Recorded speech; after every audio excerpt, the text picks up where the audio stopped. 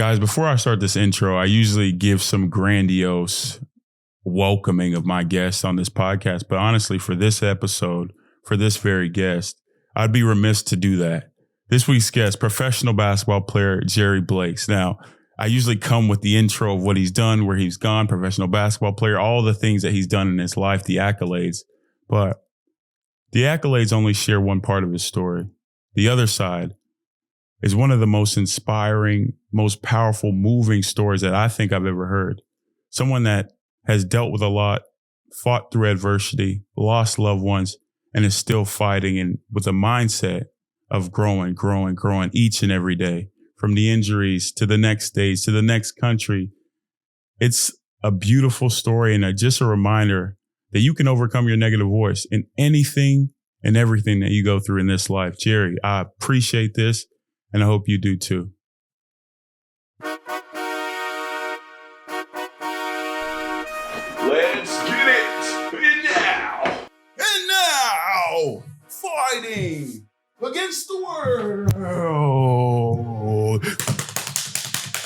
In this corner, we have Big Dog, Norense Odiase. Did you forget how to spell your own name? N-O-R-D.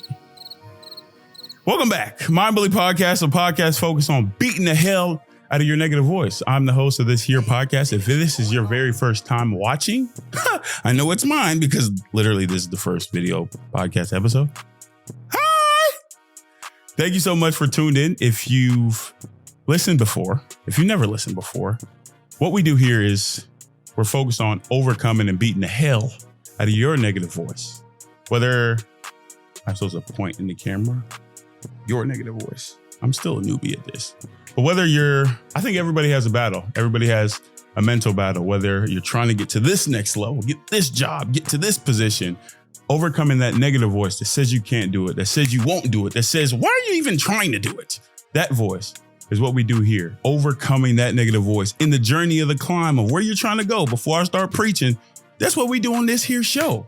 And we invite individuals like yourself to come on and speak and share their stories. Vulnerability is power. And through this podcast, through these lives, through these stories, I know that their stories will help you overcome your negative voice. So thank you so much for tuning in and watching a first video podcast. Round of applause for you. You look good too, but I look better. I'm sweating because it's hot as hell in here. But no, I'm always like this, right? I always try to do a whole value production. Like, ooh, I got it in. Like, bro, before this podcast, listen to me. I've been trying to set up all the lighting from the little candle to this candle to switching the daylight temperatures to not having the ding because I'm using my countertop over here. If I not having everything show, I'm like, bro, I ain't an expert. And part of this podcast is the journey of the climb to where we're going. That negative voice, that mind bully saying, hey, my brother, you don't look like so-and-so podcast because I'm not. One-on-one, God gave me this and blessed me with the opportunity to be the host of the Mind Bully podcast. And I'm grateful and thankful for the opportunity. And this is a lesson for me, knowing that you don't try to be like anybody else. Step by step by step. Step to the one, to the two, to the, oh. That's how you grow. And it's beating the hell out of that negative voice every single time you climb. And that's what I guess I just showcased here. So thank you again. Let's get into this damn episode. Wait, pause right now. I've always wanted to do this first YouTube video. Please rate and review this podcast. Now subscribe for this podcast. If you like content, really focus on overcoming that negative voice. If you have a mental battle and you're focused on how does he, she, we, all of us overcome that negative battle together, tune into this podcast. Rate and review means the most. So many hearts and homes can see what we're building here together. And I have cotton mouth now. Let's get into the episode. Mr. Gerry Blakes, welcome to the Mind Bully Podcast. Thank you, man. Thanks for having me, bro.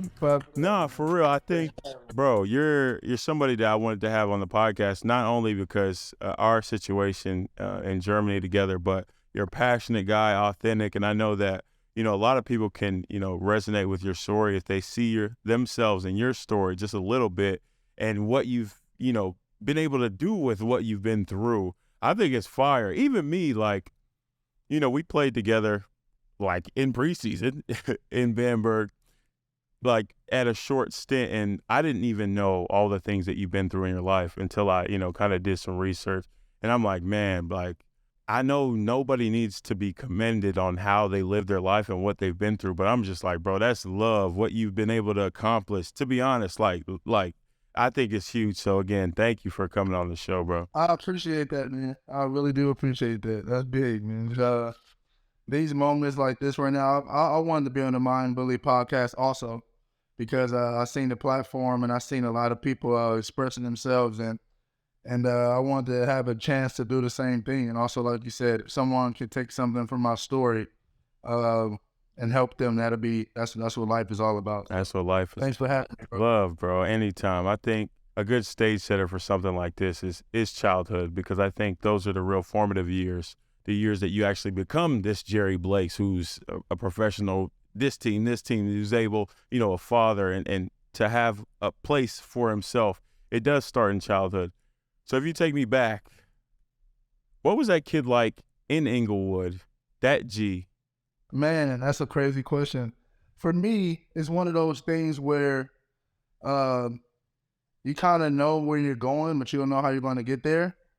That was kind of like the confidence that I had and the aura around me. But I would say as a kid, it looked more like mischievous, or you see me around. I was the kid in the city that you seen walking down the street. I was the kid at the park. I was the kid, at the mall. Like everywhere you go, you probably see me, or you know what I'm saying? It was one of those things, and it's a blessing to look back at that because there was a lot of kids like me that didn't actually pan out or didn't really do something. So that kid was guided spiritually from my mom, guided spiritually from the foundation of my mom. But I was outside, man. I was outside trying to figure it out. When you say my mom had 45, so when you say mischievous, you kind of looked up. You like you laughing like, yeah, you were grounded. You have that guidance by your good foundation of your mother, which you will get into. But you also did some other things. What were those other things, and how were you? You were always outside. What was kind of behind your eyes? What did you see, and what did you not want to be a part of? What did you actually do? Like, how was that becoming, because it's different, if you come up in an area, a rural area, urban community, you see all types of things. But if you have a good foundation, you have a choice. So, although you're not doing all the wrong things, sometimes you are. What was kind of your internal battle doing that? Man, like I said, I was guided spiritually, so I never went overboard with anything that I did. But I was always like, let's say, a risk taker. I was looking for opportunity, let's say, to get to where I wanted to go. Like I said in the beginning, I knew where I wanted to go, but I didn't know how I was going to get there. So I was an open-minded guy. I would talk to people. I was like everywhere, I never really did anything specific like gang banging or nothing crazy like that, but still in a little kid, Yeah.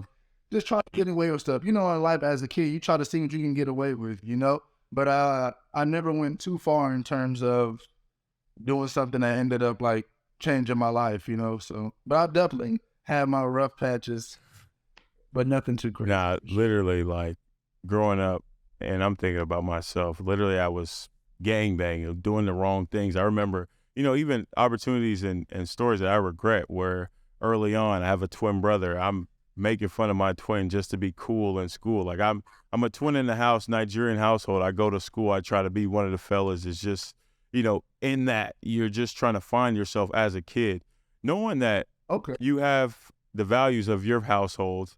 What was that parenting like? Like, what was your mom like to make you so grounded? What was the spiritual background, the things that she instilled in you at that age that made you different from your peers? Great question. And rest of love to my mom, rest of love to my sister and everybody that's gone. It's a big moment for me. But some of the things that she taught me, man, was be fearless, But she didn't never use the term be fearless. It was more like I could do all things through Christ who strengthens me. But she made me say it until I believed it.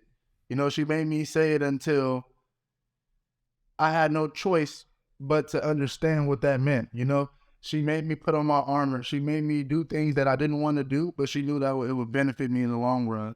So my mom also had me at 45 years old, meaning that it was like my mom and my grandma. So her wisdom was all she poured into me. I couldn't escape it. You know what I mean? And man, just thinking about her, she did everything she could, and that was the main thing she did, was just keep me grounded in Christ at the like in the Word guide and all of that stuff. I mean, obviously now I have a broader perspective, but the core piece of it is the belief and the faith in God and the higher power, and believing in that. So that was what kept me grounded. Beautiful, bro. I think, that's powerful when you have that. You seldom see and you seldom realize in the time that it's my secret, my superpower, having a mom, having a foundation that on faith that really builds me. And there's something behind everything that I'm going through that's actually working for me. I don't have to walk around and try to do it on my own. Somebody actually got me in that way. And to be kind of reminded in that as a kid, I think that really does grow a belief in you. Like, okay, my mom says I can do all things through Christ who strengthens me. She make me recite it. I probably don't feel it, but like it does give you the mindset of, okay, I have an open mindset to what I want to do, the things I'm going to accomplish. Because for me, outside looking in, you're like, okay, a kid from the inner city, you're just trying to figure it out, not doing some mischievous things, but not all the way. How are you so open-minded? Because like, if I was behind the eyes of Gerry Blakes, I'm just like, shit, I only know what I see. Like, what was it in you that kind of, not even basketball-wise, but as a person, what made you see outside of yourself and your situation? I think subconsciously as kids, we look for different clues. We look for different ways to go if the where we are isn't the right way. So I lived in the hood. You know what I'm saying? I lived right across the street from a park in which it was everything going on, literally right across the street. So me going there playing basketball, seeing certain things, there were times where I was in situations that I didn't have to be in, but being at the park, it just kind of happened like that, So I think what wanted me, it was basketball, honestly. Like the park, like playing sports is what kept me like grounded. Like, okay, I can do this. Like they're like kids just game banging and going crazy. That's what they're doing. But I'm playing basketball, football, baseball. My parents had me in sports, so that was the biggest thing. And then once I got to high school, I started seeing different things. My freshman year, I went to Beverly Hills High School. You know what I mean? So that was like the movie that, like the show of All American. It was almost like that for me. You know what I mean? And once I seen that, it was over. Like my mind, I seen freshmen and sophomores with Porsches and Range Rovers and little Romeo, big houses. It was like, okay, I know exactly. I see it now, so I know where I'm going. Yeah, bro. Yeah, because that's why representation is important. Whenever you get a glimpse of it, it gives you kind of a palette for, okay, my mom did say I could do all things. Now I can see other people that, they got it too. I can become more. In that time, though, when you're discovering, the different things that you can do in basketball, on the court, at, different things after school, across the street at the park, and your mom blows the whistle, times to come in. What did that mean? Because for me, I'm like, okay, I had a mom that says, bring your ass inside the house, and I wasn't ready for it. Like, when you're growing in something that you love on the park and heated games with your friends probably, and your mom, like, every time, come in, how was that kid? Like, what did he want to do in that moment? I didn't want to deal with my mom. Let's put it like that. So I would go home, but she wasn't like overbearing. So I knew that I don't have another chance to go back. Like it wasn't like it was just more of a safety thing. That needs time to come home. It's a little dark. Dinner might be ready. It's just time to transition back from outside to get ready for tomorrow. So every day for me was an adventure in terms of figuring out who I am. And mind you, I'm the baby boy of 4 sisters. So it was like that protection factor was there in terms of my mom wanted me to be home. I was the baby boy. It wasn't like I was the oldest. So I just had to come home and get ready for tomorrow. It was lit tomorrow anyway. So Gerry, like when I listen to you, bro, you're the youngest, I'm the youngest. And, I kind of had that protection over me as well. But like, it sounds like you took it way better than I did because I was, acting out the different things, staying out late, like not trying to be on that because it's like, when you grow up in that foundation, it's good, but like you want to break free from that. And you talked about some mischievous things, but what do you think in hindsight the game of basketball did for you in terms of, changing from, okay, I'm mischievous to now I can lock in terms of at that stage, what did it do for you and who could you, hold on, let me try to think this out, because I do think that basketball, as I'm listening and as I'm, thinking of your story, it's more so of just an outlet for you. It's like creatively wise, like it gave you something as well. What do you think in that time that it gave you that you still use now? Well, basketball changed my life, man. It gave me opportunity to meet other people. Like, through basketball, I met my wife, and she doesn't play basketball. I had the opportunity to go to Beverly Hills High School, and the next year I ended up leaving. But the only thing that I got from that looking back is my wife and my son. So something like that is the opportunity that basketball gave me. Had I not been a basketball player, you might not get the opportunity for someone to want you to go to a different school outside of your school district. So that's one thing. It also gave me a way to channel my passion, channel my intensity, channel the anger that I had at that age from, let's say, my dad leaving, to be honest. Like, that fired me up. And I was able to use basketball and sports to let it out. That was because my mom seen it, that messed me up. And sports allowed me to use as an outlet. So, when you say as an outlet, and a lot of things can be used as an outlet. I just had a conversation with somebody where he was like, music is my outlet, my escape, and kind of parallels as I'm thinking, using basketball as your escape from what you're going through at home with your father and things of that nature. But when you go back, when your mom whistles, come back in the house, it's still on you. It comes back on you, knowing that you still have the power of the Holy Spirit and the foundation that you have, but you do have these, feelings that you can't shake. And those thoughts become feelings, and that feeling becomes a behavior. And then it starts affecting your performance, the thing that you love. How did you kind of work from that moment in that age? Because I think if I'm you, a charged background, good family, those type of things, angry all the time, baggage, every step of the way, baggage, it becomes heavy, I'm just thinking if I was you, it's like, okay, I have all this baggage. I'm going to go wherever I need to go, whether it's JUCO, then Arizona State, I'm going to keep ascending because of everything that I've been through. It's like, I'm just thinking out loud right now, but it's just like, if you were to reverse and connect the dots between who you were then and who you are now, how have you kind of worked through that and channeled it in a different way? Not just kind of fighting, proving, but, using your mind now, using your love for the game, but using your love for life to kind of push you through. Looking back, that young kid was just trying to figure it out.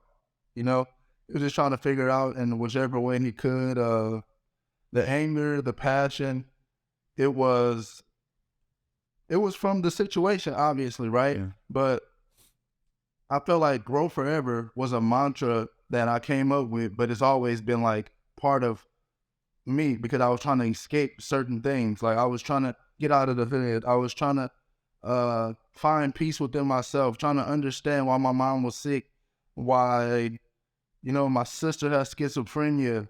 It was just so much going on. And I had a couple of good friends that I'm still friends with to this day that had decent situations that I can go to and like go to a different environment, Man, there was just so much. I never really got a chance to unpack it all until now. But that's why Mind Bully Podcast is lit too, by the way. No. But is that heavy though? Because it was just figure it out, man. And grow forever is the mantra I use today. And I think back from this day to that young kid, and that's all he was trying to do. He was just trying to grow forward. Just I was a Section 8 baby. Like, I grew up in the Section 8 housing, so I didn't want to be in that. We had to clean up the house on the weekends. You know what I'm saying? Even though the house is clean already, Mom's is a little nervous because they coming to check the house. Like little stuff like that, man. You subconsciously, you don't understand that this is not how it's supposed to be. But once I realized that, it was like, okay, I want everything, the real stuff. I want the real legit life, not the one that they programmed us to have. So that was the driving force right there. Bro, I think, whenever a parent is like stressed financially, it does cause in the kids psychological stress, and it can, harbor up because you're holding on to that. Then you have the emotional stress and the pain of your own life. And, yes, you have these values, but the beliefs that you're growing is, I can become whoever I want to be. But then you have a belief of the world of, things ain't always sweet. Like shit ain't sweet. And I'm not going through a sweet time right now. And sometimes you just got to shut up and grind and get it how you live. Like moving off in your story, getting it how you live, it got you to a place of you're at a JUCO and then you move on to Arizona State. But if we unpack to the JUCO days, your 2 years, what do you think JUCO gave you that you didn't have before? Because you already grinding kind of that mentality of, okay, I'm going to put on. But then you go the JUCO route. What do you think it gave you? Before I talk about the JUCO stay, I just want to go right back to around high school. So I was going into my senior season. I was signed to University of Hawaii. So Really? I had a D1. Yeah. I was signed to Hawaii. I had just got that offer that summer. Signed in Hawaii, obviously ineligible, right? So I had to go the junior college route. So that gave me consistency. So I had a coach. I went to Arizona State. My head coach at junior college named Quincy Brewer, he went to Arizona State as well. 6'4", left-handed. There's a lot that goes into that, right?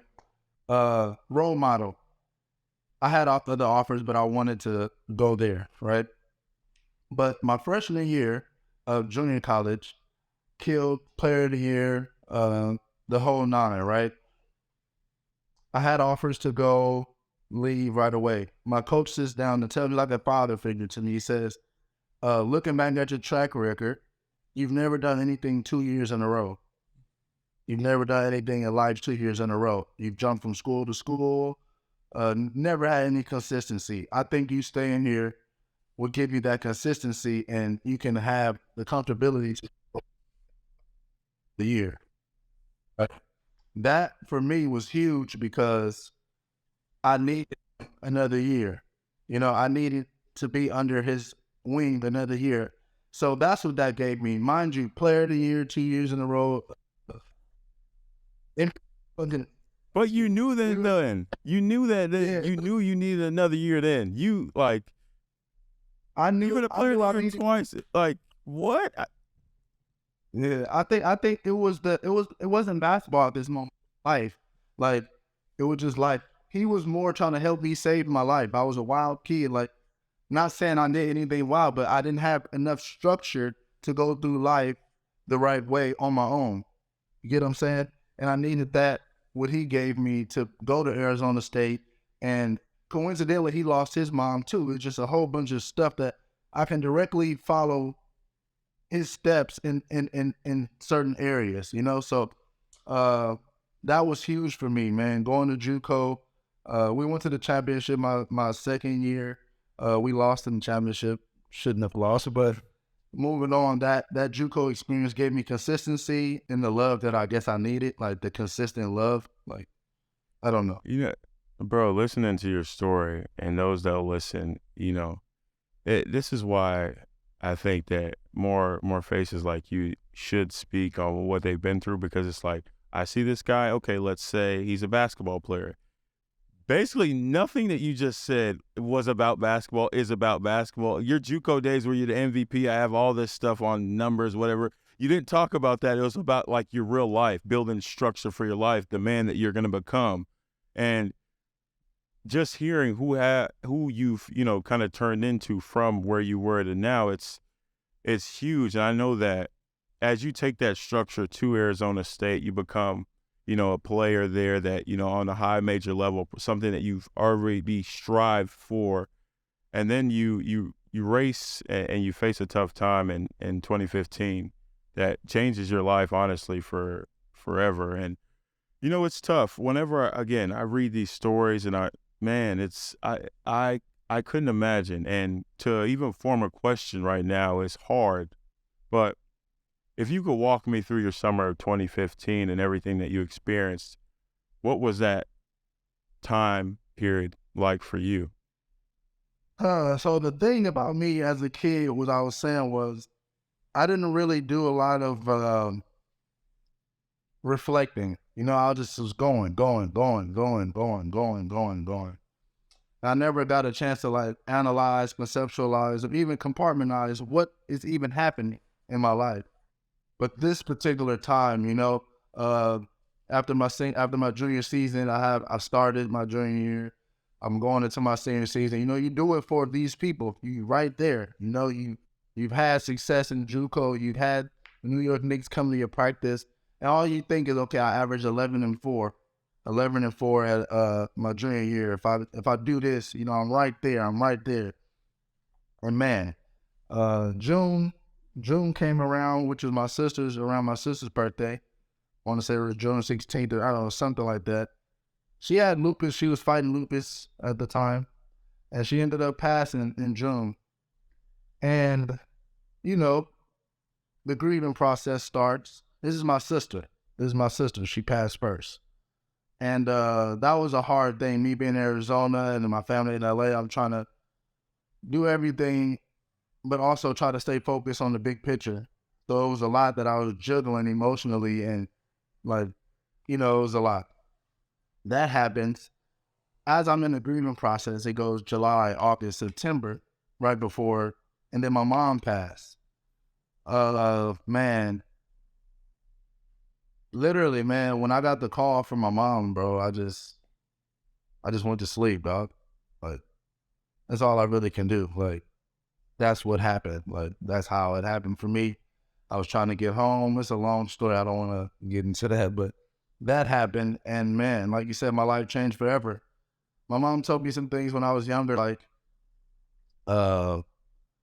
when I leave this space, like, you don't have to come see me in a physical form, and don't try to come see me in a physical form. Like, I won't be there. But her being 45 years older than me, she prepared me for this moment also.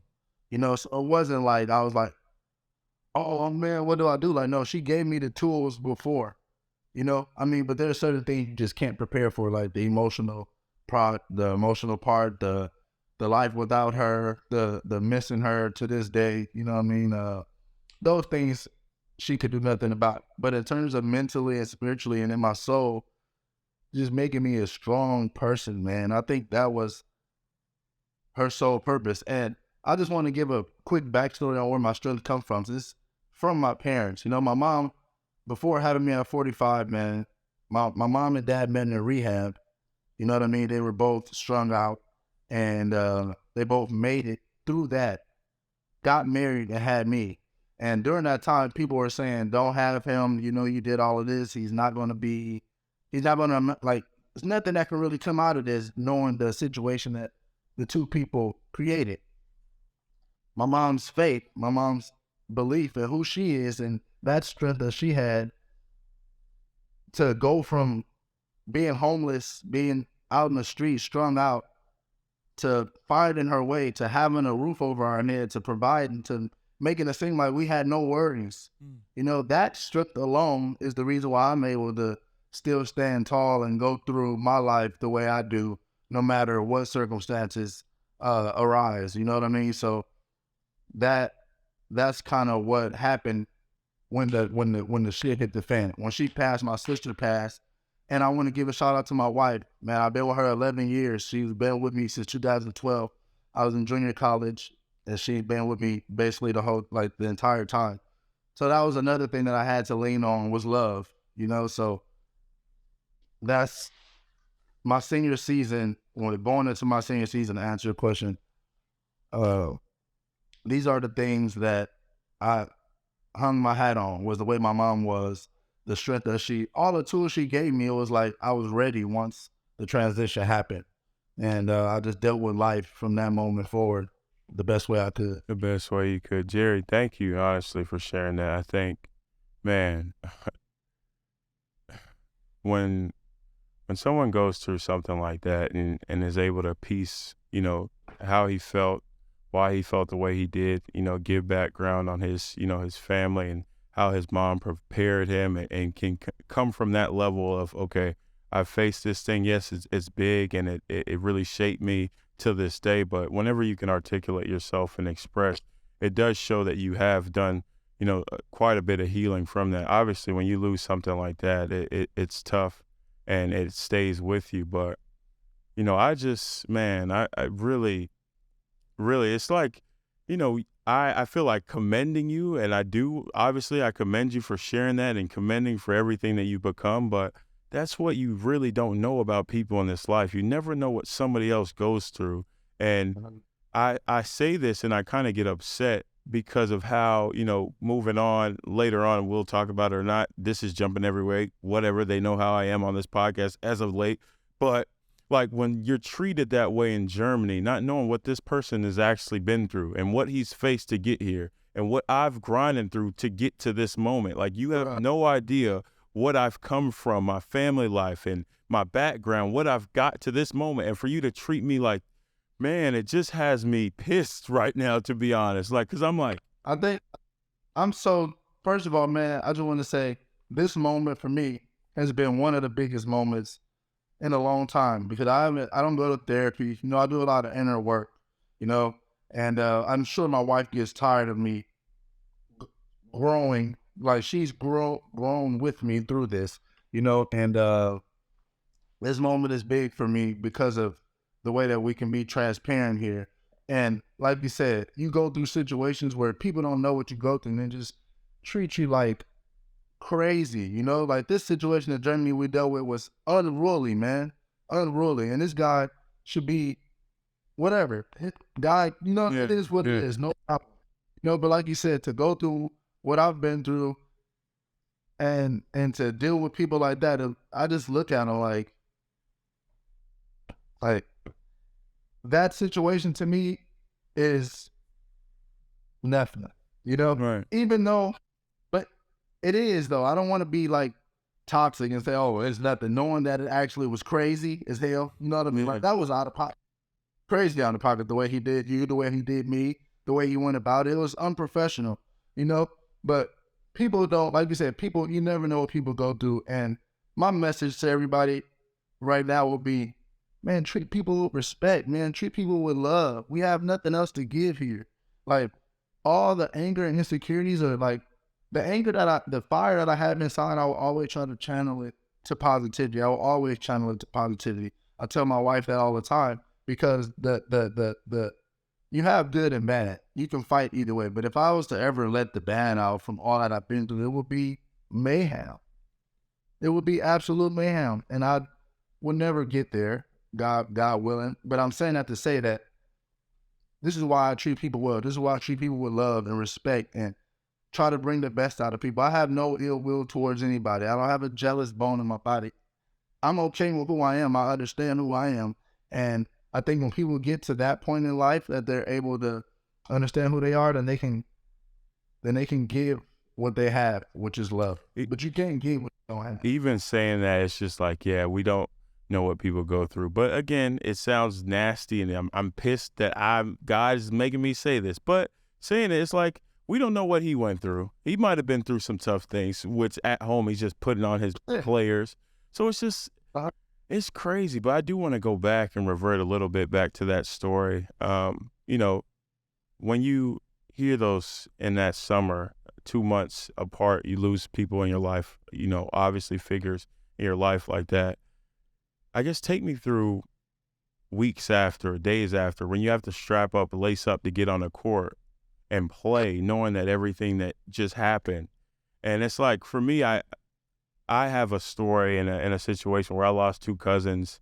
They came down to watch me play Baylor, and long story short, they got hit by an 18-wheeler, and I lost them, and I felt that fall. Yeah, and, dealing with that and kind of living through that and playing through that, I felt numb. I didn't give a damn about basketball. I didn't give a damn about my life. I didn't give a damn about my relationship, and did everything. But basketball, I don't know, it just helped me kind of push through without kind of dealing what I went through. And then later in Germany, when we did go through those, times, I had to actually stop suppressing my emotions and actually go through and heal that way. I guess when you had your, that situation happen in your life, kind of how did you walk through? If I'm behind the eyes of Gerry at Arizona State when you're lacing up for the first game after the huge, summer that you've had, you're this new person, you have to become, someone else. How was that like, if you can take me back to that time? It takes me back to the kid days when that kid was just trying to figure it out and get through, and basketball and sports was the only thing that would give you that escape, So it did that for me again, and that's why the game is I always have the ultimate respect and love for basketball because of what it's done for me. It was the people, man. It was the community. Arizona State, my team, the coaching staff, the community was behind me.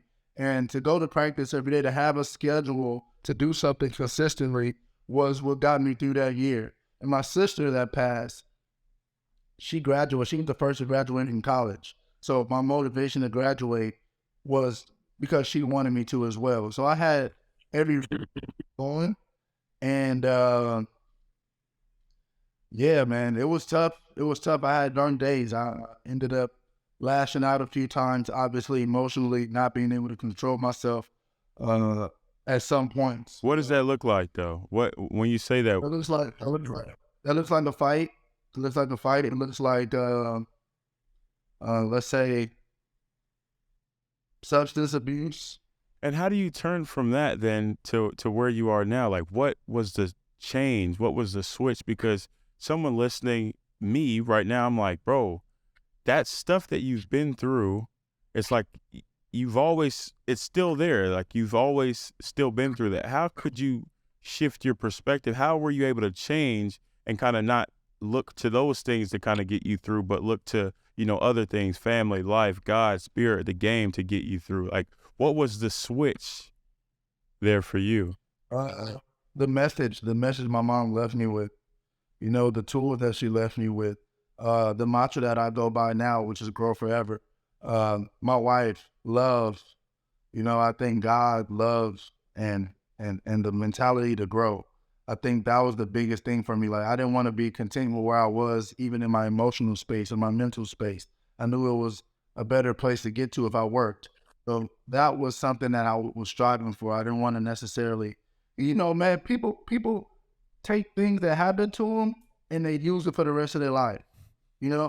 Man, my mom died. That's the reason why I'm sitting here. Or my sister died. That's the reason why. Blah blah blah. That's weak.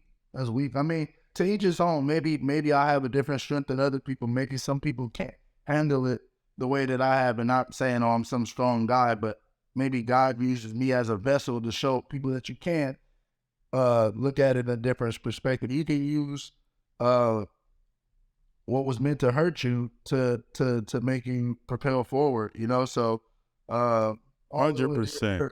It helped me a lot. Bro, 100%. Bro, what you just said is beautiful. Like, literally, like, it's how you see what you went through that gets you passing, keeps you climbing. The negative voice wants to beat you down and stay into listening to what you went through, your circumstance.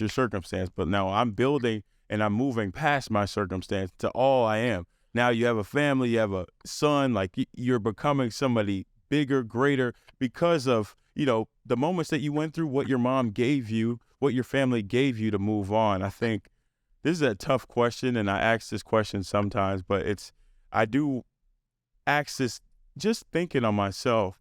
If I remove that experience from your history, losing family members, obviously nobody wants to lose that. What do you think I'd be removing from your character? That's a great question. You would be removing me, because everything I'm not made me everything I am, so in that, I mean, me not having them is the reason why I do it for them. You know what I'm saying? Yeah. Like, if they were here, obviously, I would still have the drive, but sometimes you got to put it in overdrive. Like, God wants you to go in overdrive, so that's what that was, the overdrive. It just took me to like, okay, I have to make something of this.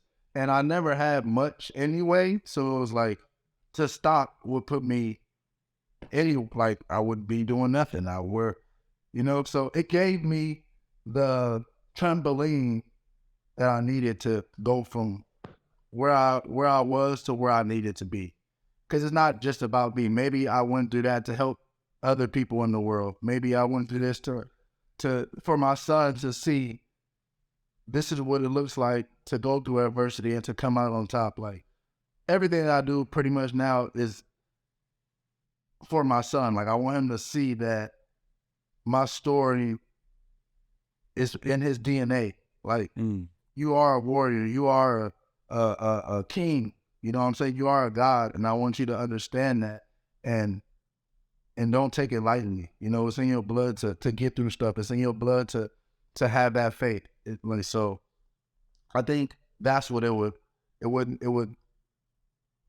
that's what removing that would do for me. It would take that away. It would take that it factor away, So Yeah, bro. It's like, you use those things. It's basically a perspective switch and a shift, kind of like, okay, everything that I went through, whether I like it or not, was for a reason, and God has placed me here to, whether I know it or not, to be a vessel and be open for somebody else. That's why I think it's actually really cool that I look on your socials, you're always, again, grow forever, but you're inviting people into your life and you're showing them what you're doing, and then you have a positive message. Why is that so important to you to showcase your life and everything that you are now? I was going to talk about your son 5 years later after, losing your family member. You add an addition to your family that means so much. But before I get to that, though, just thinking about it creatively, like you're somebody that showcases your life now in a way that's inspiring, whether it's an injury, whether it's going to a different country, showcasing, okay, a release from this, or just showcasing how you grinded and you keep growing. Why is that so important to showcase your growth every step of the way? Like if I'm listening, bro, you've grown, you're growing. Why is it so important for you to keep showing that and putting that out into the world? Man, great question. Because, man, simple like this. If you're not growing, you're dead. Plants that stop growing, what happens? They die. Right. So ultimately, me showing my life, or the mantra of grow forever is basically my message to continue to grow. Like no matter where you are in life, there's room to grow. There's some place in your life where you can get better, and maybe people don't see it the same way I do, but it's a reminder of me to continue to grow as well. Like I'm on my own ass as if it was two of me. Like it's crazy. You know what I mean? Like it's crazy how like I'm on my own ass, and that's because I have plans and goals and things that I want to do. And ultimately, this is part of it, like getting my story out there because maybe it can help somebody. So grow forever is a mantra that we can all use. You can be 3 years old, like young me was trying to grow forever. 29-year-old husband, father of Hooper G is still trying to grow, and I'm sure when I get to 50, 60, I will continue to grow in aspects that may not directly be the same as now, but there's always room for growth. So I think it's very important and imperative that I get that message out there, not only for me, but maybe for people that are looking to find ways to grow as well. Grow forever, bro. I think what you just said, that I do want to dig in that too a little bit, because it's like, yeah, grow forever. You're confident. You have the background to do that, the values, the mindset now. You have a kid that you're pouring into a family. But it's like, what is your, thinking out loud, what's your relationship between confidence and ego? Because it's like, if I'm you, I'm like, I'm going to make it out. I'm going to make a way. I'm going to get it. And being, in a high pressure environment as a man in a sport, you got to have that dog in you, like you said, to get you over the level. But now you have a family, you have different things. What is G like now in this day when his ego is out of check? Because I think everybody needs an ego. Ego basically means I. What are you like when your ego is out of check, and how do you kind of hone in the reins and be like, nah, I got to do it for us, what I'm building with my family? The ego is a dangerous thing, man. The ego is a dangerous thing. My mom used to say, ego means easing God out. EGO. Ooh. She was tough. She was tough like that. That means easing God out. So I think it's a thin line between ego and confidence. Ego is always a little too much. I think pride is something that I had. Ego would be more on a I'm doing too much side, because it's like, okay, bro, what your ego versus my ego, where does that go? Nowhere, yeah. I'm a little bit more wise in that area. So I think that the confidence will always be here because the grow forever mantra, I put in the work, I go hard in everything that I do. I give everything that I have to the sport, to my life, to my wife, to my son, to myself. So the confidence comes from the preparation, you know what I mean? And how I keep it in check is keeping life in perspective, man. Life is so fragile. Basketball is basketball. Man, it can be taken away from me. Life can happen so fast that it's like the best thing to do is just try to stay in the moment, be present in the moment, and love, man, love. I think it's. But when you talk about Uber, though, it is what it is. But we on that court, dog. Shit, it. Like that's what I'm at with it. When you see me on the court, that's everything I am right there. And it makes sense, bro. Like you're a passionate. When I met you, you're passionate. You talking in practice, talking on the court, and like in Germany, they're like, "Who is this?" It's honestly like two people that were acting like themselves. I felt like. And you were one of them, and just coming like how you were, talking how you talk, because you were honestly my vet, my first ever vet I've ever had, like that made me comfortable of just being myself. Like, don't change for these people, don't change for these folk. And it's crazy that like they got us both out of there, like for being. I thought about that too, like, bro. I remember the first practice. Like, I know you was a rookie coming from the G. I know how Europeans look at rookies coming from the G. I look at you like, I'm gonna help you beat this. So my passion the first day, because I see what's going on, I'm like, yo, let me try to help them right away. Like, there's no need to wait. That initially made coach look at me in the way that from that moment it went locking you out the gym and just, bro. But everything happens for a reason, bro. Like, Look, a couple of years later, we're here doing the podcast, and we get to elaborate on somebody trying to stop God's plan, and it just didn't happen. It didn't happen. Like, you've been able to play in Cyprus, Sweden, Italy, France, Germany, Latvia, and now where are you at now? I'm in Poland now. Poland now, and I think your career is obviously still trending up, and you deal with different things from that time that I saw you in Bamberg, who left a tough coach, a tough situation, to where he just weeded the guys that he wanted out, me and you, and you move on and you play for these different teams. And, in this time period, you're tested again in a way that's kind of different from what you were tested like before. And, you're growing in yourself. You're becoming this professional that you didn't see that you were before. And you have a kid and you have your wife and everybody's there, and you kind of use that outlet off the court, the craziness on the court, whatever, you have the outlet. But now when you're back and you're on the court and you're feeling fulfilled and you're grinding, you're growing, and then you have an injury and you face more injuries, kind of walk me through those times. How were you able to, not only overcome that, but paired with the things that you've been through? Because I think injury gives you that time of pausing. Like, you literally have to stop. You suppress, you have an outlet, but you have to stop when you're injured. And it makes you think, and it makes you ponder, and it makes you literally look into your life and look at your background and everything that you are at the core. Kind of walk me through that time and what you kind of learned about yourself during your injuries. Man, this takes me back to a question you asked maybe a couple minutes ago about the ego, right? So, brief story, brief overview. Coming from nothing, starting in Cyprus, getting to BBL, whatever, Euro Cup, you start to make started to see success. Started to have a vision of what things should look like or where it's going. And in some ways, it didn't go that way for me for whatever reason. I don't want to go into the details, but I would say the injuries allowed me to hone in on who was in control of the situation. Yeah. You know what I'm saying? Yeah. So my first injury was a super random injury. It was a super random injury in which I had a sciatic nerve damage, which never happens in the world. It was sciatic nerve damage in basically I had drop foot, which is a paralysis in my left foot. So my foot was like this. Yeah, you didn't even know. No. Like I had foot drop. So basically I was out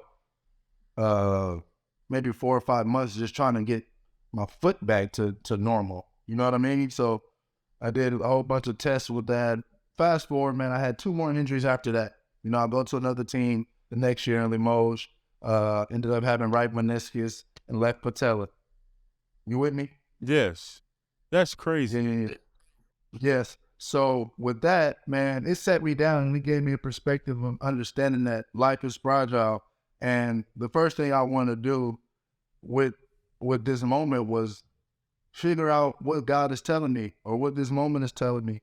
And I think that it was just be still and control what you can control. I was trying to use my ego to force my way to do things that I felt was for me, you know, but I think ultimately it taught me that what's for you is for you and no man could take it away.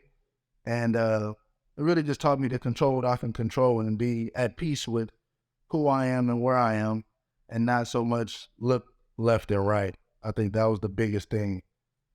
Bro, when I listen to that, as a hooper, I totally get what you're saying. But for, you know, kind of breaking that down a little bit, you're like, you saw yourself as one way, and you said something, I can't remember exactly how you just phrased it, but it's like, you're doing it for me. But it's like, outside looking in, if they're listening to you and seeing you play now, it still looks like the same G. You're still playing basketball. You're still grinding. But you have a different perspective. Like before, it's like, okay, I got to get to this. Okay, I'm at this league. I have this many stats. How do I keep going? Now it's like I'm playing free knowing God got it. Like literally God got it. Yes, exactly. I think you just said it, man. It's one of those things where like, see, I do so much, like I said, I'm on myself so much. I didn't realize during that time that the pressure that I was putting on myself wasn't good. Like it was unnecessary, because to go from where I was to where I am now, I had no control over. So to get in a position where now you get something in return, you feel like, oh, now it's kind of me. Like, you know what I'm saying? It is not. Yeah. I think it was God's subtle reminder saying, hold on, bro. Wave the flag. It's like, you're not the guy. It's me. You know what I'm saying? So I'm going to sit you down. We're going to figure this thing out. And then I'm going to sit you on timeout, spank a butt, and then you go back out there and play. What are you like with patience, though? Because I suck at it. And always, bro, it's always like injuries for me, too. Like somehow or not playing or they're playing me for no reason. Like, what are you like with patience? How do you deal with it now? Because I mean, I'm still a little impatient, man. facts. I'm not all together still, man. I'm still working, you know. But I think my son gave me the patience, dude. Like, what can I do when a baby needs me, when my son needs me? Like, you have no choice but to be patient, you know, or when you just want to get through an injury and you just want to get back on the court and it's been a whole year and you go to every game and you're just sitting there watching and all you want to do is just play one more time. You know, you have to go through the process of working and being patient and just believing again that my time will come. I'll get a chance to get back on the court. So I was handed a great deal of tests that just made me like, okay, you can't go to the next level till you pass this test. You can't go to the next level till you pass this test, whether that's mental, physical, emotional, spiritual. Whatever way it goes, you will be at the same place until you pass that test, bro. So that's what God did for me with the injuries. He just wanted me to shift my mindset to say, you know what? it's not you, bro. It's me. This is God speaking to me. It's not you, it's me. So take your hands off of it and just walk your walk, and I will guide you that way. You know what I mean? So Just, bro, not to cut you off, just thinking about it, I always go crazy like this off the top. But, bro, does it have you thinking like, okay, God, I done deal with a lot. I had drop foot. I was out now 2 years. I'm coming back. I'm hooping, God. My mind is good, God. I done worked through my family stuff, worked through this hooping stuff. I'm good. Like, does it have you anxious for hopefully the next moment don't come? Like, I'm looking for positively now. Like, does it have you thinking that way? Because for me, I'm not gonna lie, it does. Like, okay, everything is going a little bit too good right now. I don't need another. I'm content, bro. I'm content. I think that's what all this is giving me, man. I'm blessed. I talk to my dad. Obviously, I didn't mention him a lot in the podcast, but I talk to my dad all the time, bro. And he's 70. And every time I talk to him, the main thing he says, every day I get up, is a blessing. Like, I'm lit. Like, that's the main factor in his life, is getting to see another day. So when I hear that, I'm like, wow, like, life is so simple. Like, life is simple, and it's just simple as that. So for me, I try to remind myself to be just happy with waking up, you know what I mean? And like I'm saying, just being content with who I am now, like to go to practice again, to be doing something that I love. My family is healthy, my wife is healthy, my son's healthy. Everything is pretty much okay on the basic level. I think that's what keeps me at bay in terms of not wanting more. Like, if it's meant for me to have it, I will have it, you know? Because the time that I tried to force it, it didn't work.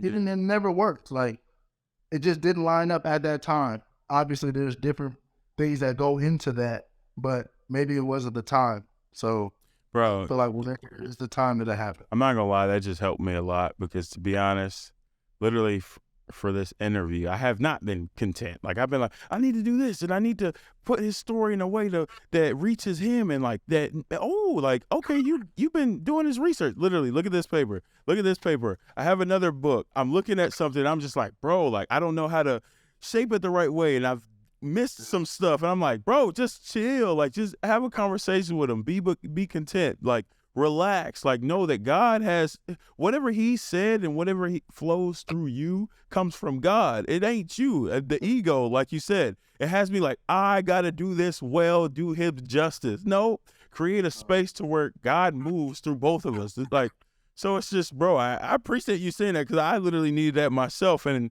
Oh, yeah, bro. It's divine timing, bro. Think about it, man. Your intention is good. That's the main factor in this situation. If you go to anything and go through anything and your intention is good, the outcome will be good. It might not be exactly what you want it to be, but it will be good. It will work out in a way that helps you. Like, this is helping me more than, like I said, I haven't had a therapy session. This is one of the biggest moments in my life, since my mom passed. Literally, I've never done a podcast. I've always wanted to. And think about it. Like, my young rook that came in from the street, you know what I'm saying? yeah, Is a vessel to help me get a message out, and also, like, just help me get this off my chest, man. It's a beautiful moment, man. And that's what, like, in this moment, I feel God. This moment, I feel that, you know what I mean? And that's what it's all about. It's not about the ego, you know what I mean? Because what does the ego do? He just got out when you did exactly what God wanted you to do. yeah, bro, yeah, bro, man, I'm telling you, I'm sitting up straight now, because I'm telling you, like, Yeah, let me sit up, man. yeah, bro, even before this, bro, like, I'm like, I literally, I have the day that we had scheduled, and I've talked about it on previous podcasts, like, okay, I'm ready. Like, I got exactly. So since it's been some while, I'm like, okay, let me cram in, okay, read and relearn the story. And like, I know who he is, but I really want to, I'm like, just chill, bro. God's divine time is going to work out. And I did want to go to what you do post again, because you said something about your son growing.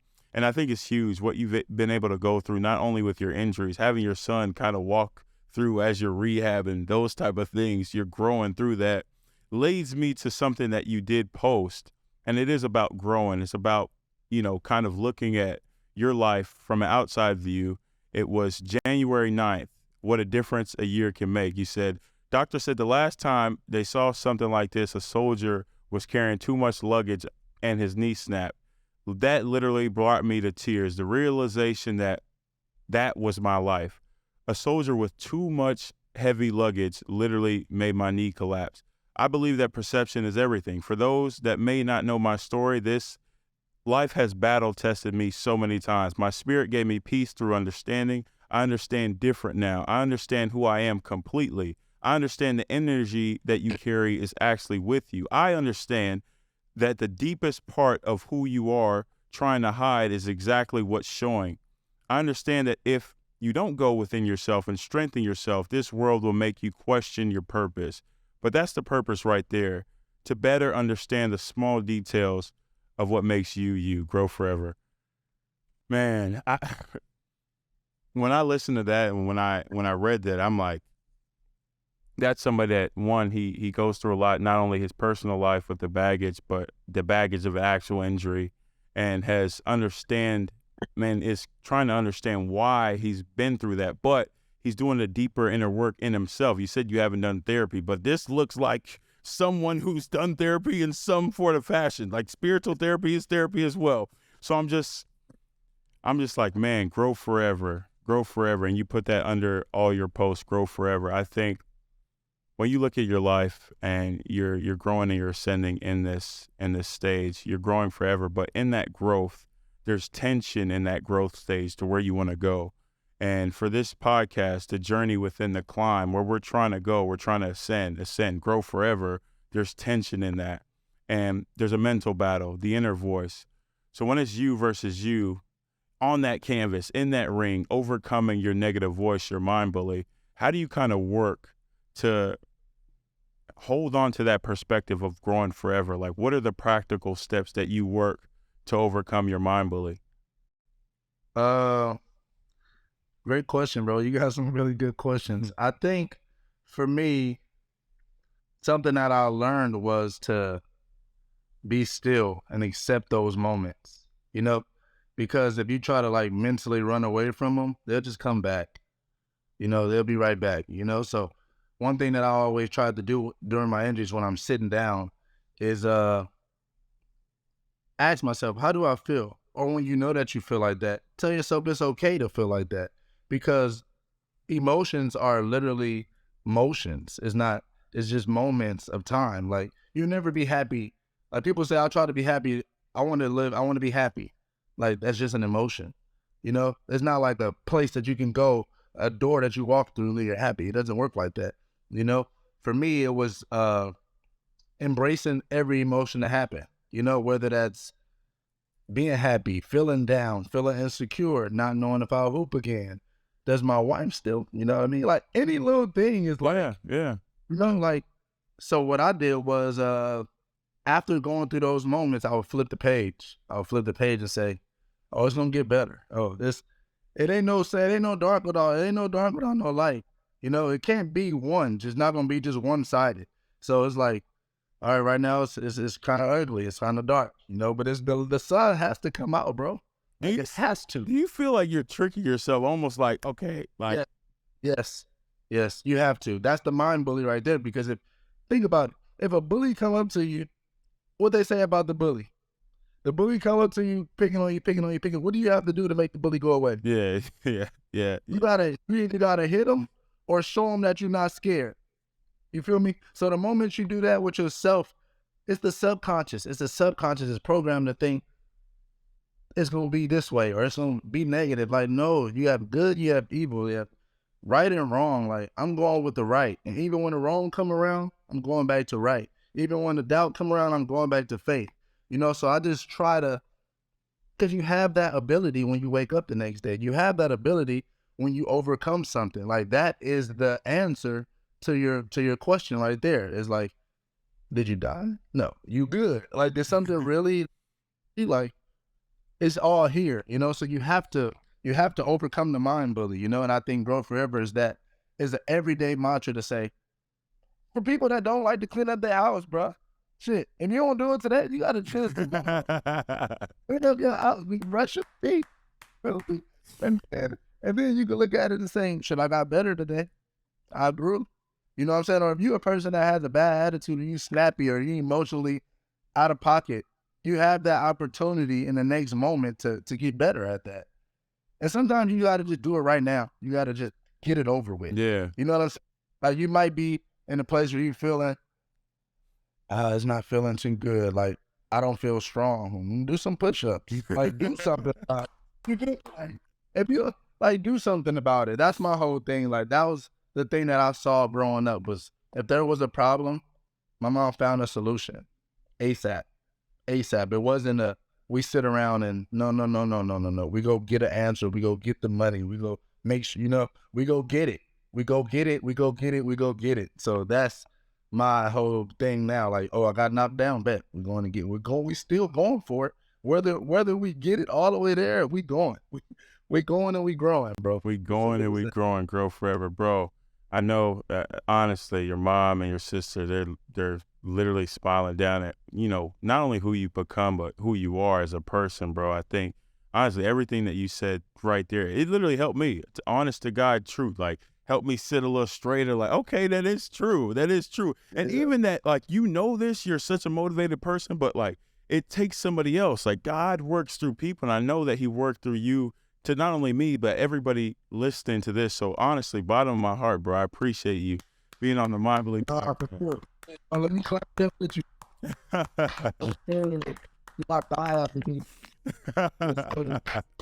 Appreciate it, bro. Love. Sure, bro. Let's stay tapped in. Yes, sir. I got you, Dan. Thank you so much for tuning into this very first episode with this great guest. If you liked anything that you heard, any content out of this very episode, do me a favor. The link's below. I always wanted to do that as well. Subscribe, comment, tell me what you thought about the episode, and share what you would like to hear on this platform in the further episodes. More to come as we climb. Beat the hell out of your negative voice. For more, subscribe, rate, and review. Thank you so much. Means more than you could know for you to watch this episode. Peace and love. Boom.